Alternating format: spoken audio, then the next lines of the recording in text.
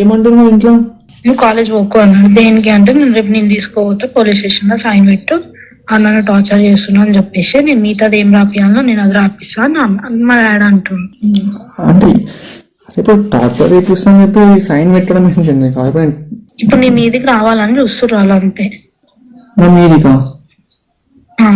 అదే దేనికి? ఇప్పుడు ఆల్రెడీ అప్పుడు మాట్లాడినాము, అయిపోయింది, మళ్ళీ ఇప్పుడు ఎందుకు అంటున్నావు? ఏమో అంటే ఎవరు ఇప్పుడు డాడీకి? ఇప్పుడు డాడీ చేస్తుండా? మా డాడీ చేస్తున్నా, అది మొత్తం మా బావ ప్లాన్. మీ బావ ప్లానా? నిన్న సాయంత్రం మంచిగా ఉండు.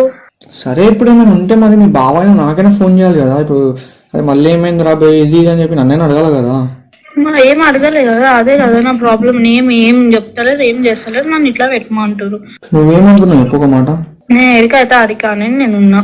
అంటే ఎడికైతే ఎడికైతే అడిగి అంటే ఎట్లా అంటున్నాను? నేను పెట్టనీకి రెడీగా లేను అంటే నేను చేస్తున్నావా అని అడుగుతారు. అవునానే కదా నేను చెప్పాలి. అందుకే నేను నిన్న అడుగుతున్నా నువ్వేమనుకుంటున్నావు అనేసి. ఏమనుకుంటా నాకు ఏం అర్థమైతే ఫస్ట్ ఆఫ్ ఆల్. ఇప్పుడు నేను అది పెట్టిన అనుకో సీదా మీ ఇంటికి వస్తారు, ఇట్లా చెప్పింది మా పిల్ల అనేసి. మరి నేను ఏం చేయాలి? నేను పిచ్చిదాన్ని మధ్యలో. డాడీని అడగొచ్చు కదా, ఏమేంటి డాడీ మళ్ళీ ఎందుకు ఇట్లా చేస్తారు? అడిగినా ఏం లేదు, నువ్వు వచ్చి సైన్ పెట్ట అంతే. ఏమని సైన్ పెట్టమంటాడు డాడీ? వాళ్ళంతా రాసి పెడతారంట, నువ్వు ఉత్తి అవును నన్ను టార్చర్ చేస్తున్నావు అని చెప్పి నువ్వు సైన్ పెట్టు అంతే.